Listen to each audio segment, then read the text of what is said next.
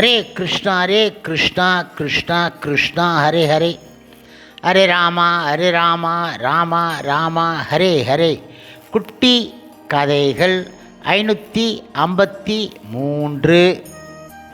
இங்கு பரசுராமரின் கோப ஆவேச கதை காண்போம்.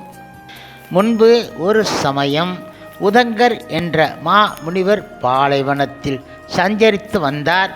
அவ்வழியாக துவாரைக்கு சென்ற பகவான் கிருஷ்ணர் உதங்கரை கண்டார். உதங்கர் பகவான் கிருஷ்ணரிடம் வரம் ஒன்று கேட்டார்.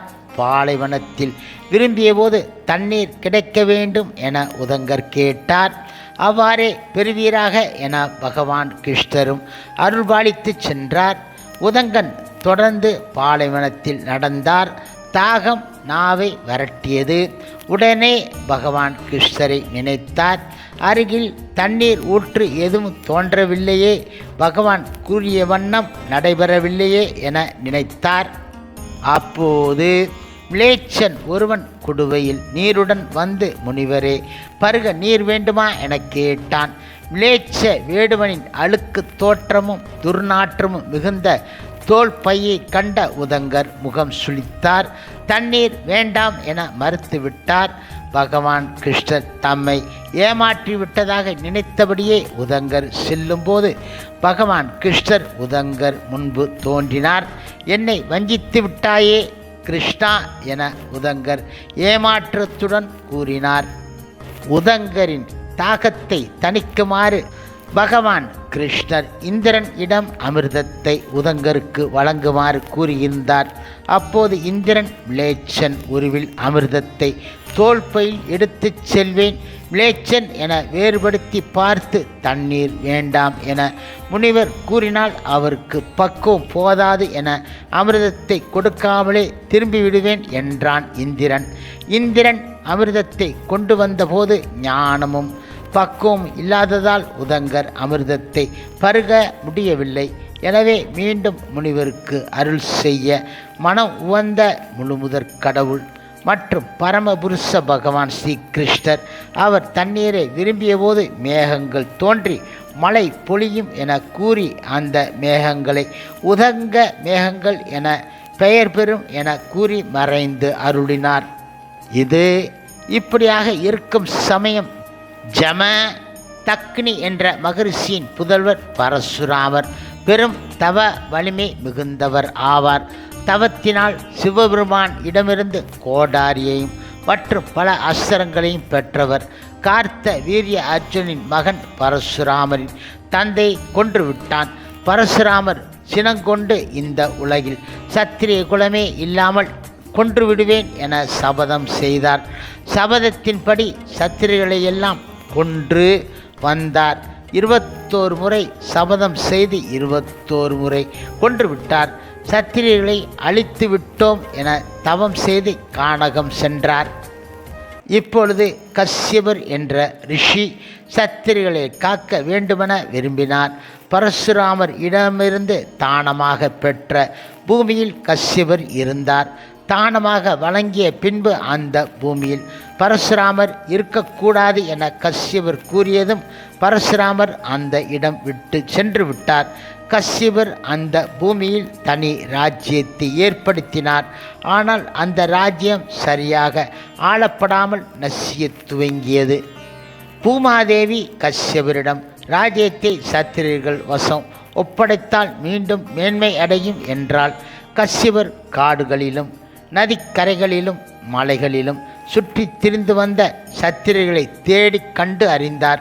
இவர்கள் சிறந்தவரை தேர்ந்தெடுத்து அரசனாக பட்டாபிஷேகம் செய்வித்தார். பரசுராமர் புக முடியாத ராஜ்யத்தில் சத்திரிகளின் வம்சம் பெருகியது. பரசுராமரின் கதையை கிருஷ்ணர் தர்மபுத்திரருக்கு கூறினார்.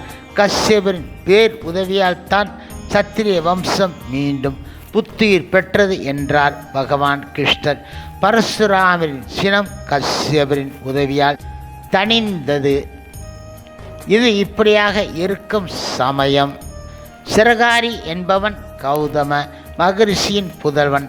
அவன் எந்த செயலை செய்தாலும் நிதானமாக யோசித்து செய்வான். கௌதமர் ஆசிரமத்தில் இல்லாதபோது இந்திரன் கௌதமர் உருவில் வந்தான். கௌதமரின் மனைவி அவனிடம் தம் மனதை பறிகொடுத்து விட்டாள். அந்த வேளையில் அங்கே வந்த கௌதமர் மனைவியை சபித்து விட்டார். பின்பு புதல்வன் சிரகாரியிடம் உன் தாயை கொன்றுவிட என கூறிவிட்டு வெளியே சென்றார். சிரகாரி தந்தை சென்ற பின்பு தன் இயல்புக்கு இணங்க யோசித்தான். தந்தை சொல்லை மீறுவது தர்மமான செயல் கிடையாது. ஆயினும் தாயை கொல்வது பாவமாகும். இத்தகைய தர்மத்துக்கு புறம்பானதும் பாவகரமானதுமான செயலை எவ்வாறு செய்வேன் என நினைத்தான். மேலும் இது பற்றி யோசித்து கொண்டு இருந்தான். ஒரு மகனுடைய கடமை தந்தையின் சொல்லுக்கு பணிவதாகும் என வேதங்கள் மொழிந்து இருக்கின்றன. அவ்வாறு பணிந்து அதன்படி நடந்து கொண்டால் தாயை கொன்றவன் ஆவான். தாயை போன்ற தெய்வம் வேறு கிடையாது.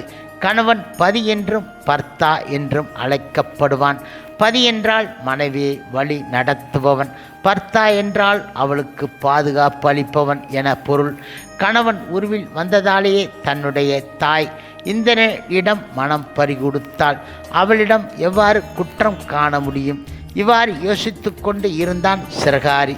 வெகு நேரம் ஆயிற்று. கௌதமர் சோகமே உருவாக வந்தார்.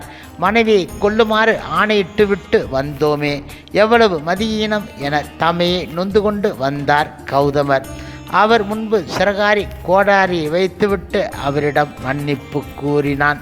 தந்தையின் கட்டளை நிறைவேற்றவில்லை என்றான். அவன் கூறியதை கேட்டதும் கௌதமர் மனம் மகிழ்ந்து போனார். ஒரு செயலை செய்வதற்கு முன்பு தீர ஆலோசிக்க வேண்டும் என்ற முடிவுக்கு வந்த கௌதமர் புதல்வனை வாழ்த்தினார். இது இப்படியாக இருக்கும் சமயம் தேவசர்மா என்ற ரிஷியின் மனைவி ருசி என்பவள் நிகரற்ற அழகு உடையவள். அவளை இந்திரன் அடைய விரும்பினான். ஒருமுறை தேவசர்மா வெளியூருக்கு செல்லும்போது தமது சீடனான விபுலன் இடம் தன் மனைவியை இந்திரன் இடமிருந்து காப்பாற்ற வேண்டும் என கூறி சென்றார். இந்திரன் மாய வேலைகளில் தேர்ந்தவன்.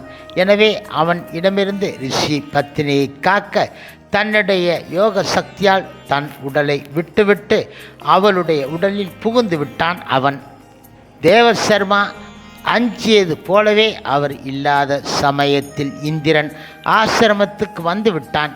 ருஷியிடம் தன் விருப்பத்தை வெளியிட்டான். ஆனால் ருஷியின் உடலில் இருந்த விபுலன் இந்திரனை தடுத்தான். பின்பு ருஷியின் உடலில் இருந்து வெளியிடப்பட்ட விபுலன் நேரடியாகவே இந்திரனை நோக்கி பாவம் செய்தால் உன்னை எரித்து சாம்பலாக்கி விடுவேன் என எச்சரித்தான். விபுலனின் தவ வலிமையை அறிந்திருந்த இந்திரன் அச்சம் அடைந்து அங்கு இருந்து அகன்று விட்டான். பின்பு வெளியூர் சென்று இருந்த தேவசர்மா ஆசிரமத்திற்கு திரும்பினார். விபுலன் நடந்ததை கூறினான். ஆனால் ருஷியின் உடலுக்குள் தான் புகுந்ததை மட்டும் விபுலன் கூற கிடையாது. ஒரு நாள் அவன் வனத்தில் நடந்து சென்று கொண்டு இருந்தபொழுது 2 மனிதர்கள் ஒருவர் கையை மற்றவர் பற்றியபடி சுற்றி வந்ததைக் கண்டான். அவர்களில் ஒருவன் நம்மில் எவர் பொய் உரைக்கின்றார்களோ அவர்கள் விபுலன் அடையப் போகும் கதியை அடைவோம் என்றார். விபுலன் திடுக்கு உற்றவனாக மேலே நடந்தான். அங்கே 6 பேர் விவாதம் செய்வதைக் கண்டான். நம்மில் எவன் தவறு செய்கின்றானோ அவன் விபுலன் அடையப் போகும் கதியை அடையட்டும் என அவர்கள் கூறியதும் விபுலன் அச்சம் அடைந்தான். தனது குருவான தேவ சர்மாவிடம் சென்று தான் செய்த ஒரே தவறை கூற நினைத்தான். ஆனால் அவரோ அவன் இடம் வழியில் 2 பின்பு 6 கண்டாயா என்றார். விபுலன் வியப்படைந்தான்.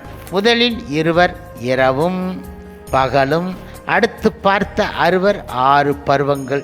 எவரும் அறியாமல் செய்வதாக நினைத்தாலும் பொழுதும் பருவமும் நம்மை பார்த்து கொண்டுதான் இருக்கும் என கூறிய தேவசர்மாவை விபுலன் வணங்கி நடந்ததை கூறினான். ஹரே கிருஷ்ணா ஹரே கிருஷ்ணா கிருஷ்ணா கிருஷ்ணா ஹரே ஹரே, ஹரே ராமா ராம ராமா ஹரே ஹரே. ஸ்ரீல பிரபுபாதரின் சேவையில் இஸ்கான் பக்தர்கள்